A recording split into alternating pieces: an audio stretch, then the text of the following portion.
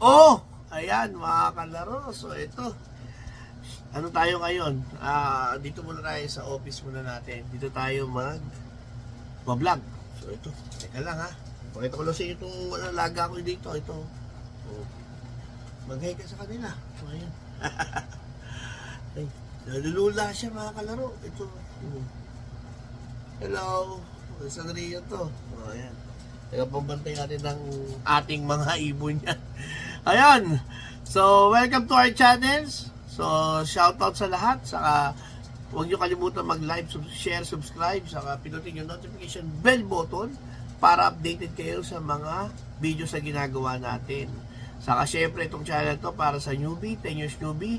At saka doon sa mga gustong mag-upgrade sa pag-iibon. So, itong natin ngayon, content natin ngayon is babasahin natin itong mga comment nyo. Tapos yung mga nagpapa-shoutout. Kasi marami na rin nag-PPM sa akin sa FB.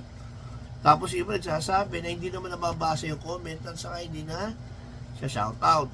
Saka ngayon, pag-usapan natin itong mga last upload ko. Kasi yung last upload ko, puro sa para matuto at ma-share ko yung mga nalalaman ko sa mga iba't ibang mga katanungan. Example, itong isa, zero flyaway technique, yun yung una nating in-upload. Tapos, sumunod yung na, malapit na makompleto yung ano natin, yung south lineup natin, tapos yung minadagit tayo. Tapos, yung sistema sa pagpapalit ng panahon, at saka yung paano magpayaya. So, isa-isayin na natin, kasi iba, hindi ko nababasa doon yung comment nila. So, check natin yung mga comment nyo. Ito, sa harapan ako ng computer para maisa-isa natin yung mga comments. At mabasa natin yung mga katanungan. So, isa-isayin natin para yung mga iba shoutout din. No? Kasi, syempre, alam ko naman, gusto nyo mabasa yung, gusto nyo masagot yung mga katanungan nyo. So, ito, dito tayo ngayon sa isang content natin. Ito yung zero flyaway technique. Ito. Zero flyaway technique. Ayan. Fly pen daw. Sabi ng ex-machina. Tawag ex-machina daw flyaway.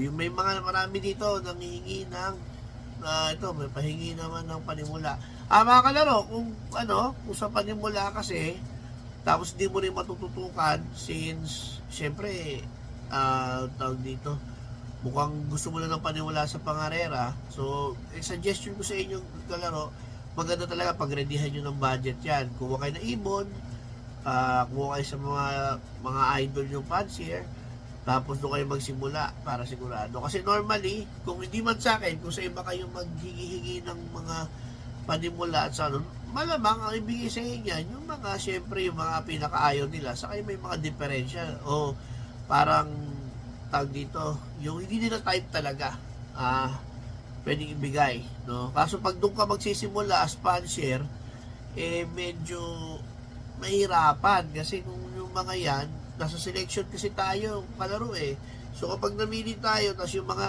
sabi ng iba, may nag-PM sa akin, idol, pengi reject, hindi ko nibibigay sa iyo reject kasi baka hindi ka rin manalo. So kapag hindi ka nanalo, tataparin ka, hindi ka rin magtutuloy sa sport natin. So, mas maganda kung magsisimula ka ng pag-iipon, handaan mo ng budget yan, kalaro, para tuloy-tuloy. Kasi, ang ibon, yun lang yung unang gastos mo dyan. Pero yung maintenance, yung loop, yung entry, yung sa club, trading, lahat po sa mag-iipon, gastos. So, kaya maganda, suggestion ko sa mga gustong mag-start nitong career na pag-iipon, ihanda nyo yung budget nyo, mga kalaro, para tuloy-tuloy, Tapos, wag po natin gawin yung kuwat hingi tayo ng panimulang ibon o kaya hingi tayo ng mga ibon na gustong alagaan. Siyempre, yung ibibigay nga sa inyo yan, it's either yung ayaw nila or yung yung pinaka hindi maganda yung sa ibon nila. Parang ganyan. So, sa akin lang, komento ko lang yun. Kaya mas maganda, if ever you want to start, talaga kailangan yung nandihan ng budget yan. Para makuha nyo yung ibon na talagang gusto nyo at saka yung talaga magpe-perform ng maganda. Mukhang malakas ang hangin dyan. Yes, malakas mo ang hangin din sa loob natin. Sana kasama sa vlog mo yung turo tungkol sa fly pen idea. Yes, kasama naman na nilagay ko siya doon. Sunod lang kayo doon lang kayo na masusunod na mga episode. Makikita nyo rin doon. Ayan, marami taas sa ating mga nagla-like, comment, share. Ayan, magko-comment, present kalaro. Shoutout sa inyo. Shoutout, James Key. Love TV. Shoutout sa iyo dyan, idol. Ayos kalaro, may natutunan ako. Salamat sa iyo. Present idol. Kalaro, may natutunan naman ako kami flying. Salamat po sa mga may natutunan. Ayan, Good morning kalaro. Nice intro. Para sa newbie. Pwede out mo na yung 10 years newbie. Joke lang yung 10 years newbie, pero ako din kasi 10 years newbie. So matagal na tayong nag-iimod, pero kapag nakakarinig tayo sa gusto natin na may mga kaalaman, nagiging newbie tayo. Yan yung 10 years newbie yung tinatawag. Solid kalaro, good luck sa race, good luck din sa'yo. Cute mo talaga, lagi nakapikit. Ganyan po talaga yan. Hindi tayo tawag dito. Pinaglihan ng nanay ko, si Buda kaya ganito Yun, kahit busy, nakapanood pa amo. O ayan. Nakapanood pa amo. Ayan Umagay ka dito, palaro. Ano si Mrs. Ayan. Ito, mga kalaro. Ayan. Galing magturo. Tama sa mga newbies. Salamat po, mga kalaro ko. Hindi, kaya naman ito ginawa itong mga yung channel natin na to. Para sa inyo to. Para sa mga newbies na gustong matuto sa pag-iimod. Kasi po ako, dati newbie lang din ako. Kumbaga walang ganitong mga platform. Walang YouTube, walang So, kailangan kong puntahan yung mga mentors ko. Then yun, doon ako magpapaturo. Ngayon po, digital na So, kahit nasa bahay ka, dito ako, pwede ka naturuan. Mag-comment ka lang na mag-comment. Kalaro, ha? Ayan. Pakita ko, yun na. Tapos na tayo doon. Dito naman tayo sa kabila. Ayan. Yung malapit nang makumpleto yung lineup natin. Ayan, pinakita ko sa inyo, malapit na makumpleto. Totoo, malapit na makumpleto. Magkano po yung PM lang po sa FB natin para doon tayo pag-usapan. Burst paid pa din ba ya? Tawag din burst paid yung gantong ko to. Korean cut ang tawag ko sa buko Kim Jong-un kalaro. Kumukha ko talaga. Request, gaya uniform ni Kim Jong-un, wala ako bibilan doon. Saka wag, makakidnapin tayo. Dalhin tayo doon. Ayan. Yun, boss, bagong tabas. Nagpagupit tayo. Kailangan din sa opisina Kaya, magupit tayo, laro na. Ayan. Tamasa yung wires mo, shoutout. Dito, wala namang ganong katanungan. So, pinakita ko na sa inyo na kompleto na yung lineup natin. Tapos may isa tayong daggit. So, yung daggit natin, tinitrace pa kung kanino kasi hindi pa nagko-comment. Pero, ibabalik natin yan syempre. Ulagaliin natin magbalik ng daggit kasi hindi naman atin yun. At the same time, isipin mo, ikaw yung magkaganon. Iibon mo yung mawala. So, di ba? Mas maganda, ibalik mo na lang. Kasi ganun din saka, syempre, honestly, ako kalaro, advice ko lang sa inyo,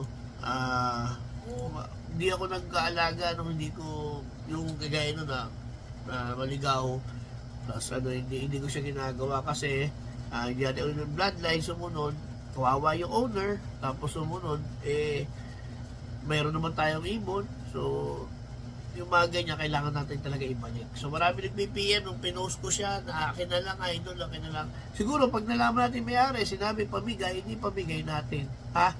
Pero hanggang ngayon, lamang wala pa, kailangan natin hanapin yung tunay na may-ari niya. So, dito naman tayo sa sistema ng pagpapalit ng panahon. Ano ba dapat gawin para manatili ang kondisyon ng ibon natin? Ito, mga kalaro, tama. Itong conditioning at saka itong pagpapalit ng panahon. Number 1 to, kasi ito yung problema nating lahat na nag-iibon. Pag ikaw ay nag-iibon at tinabot ng pagpapalit ng panahon, nag-iiba yung kanilang kondisyon. Humihina kumain, minsan nagkakaroon ng respiratory problem, nagkakaroon ng kung ano-ano. So, maganda dyan talaga, ang gagawin mo is observation. Number 1 yan. Mas matindi pa sa vitamins na ibibigay mo yan. Sabi nung iba, hindi, bigyan mo ng ganito, bigyan mo ng ganyan. okay yun, maganda yun. Pero importante talaga, observation. So, kagaya nung ako, may work tayo eh. So, minsan na may 2-3 araw lang ako nakakapag-observe ng ibon natin. Pero importante, obserbahan nyo. Kasi baka yung maling ibon at supplement yung pinainom ay mali na pala.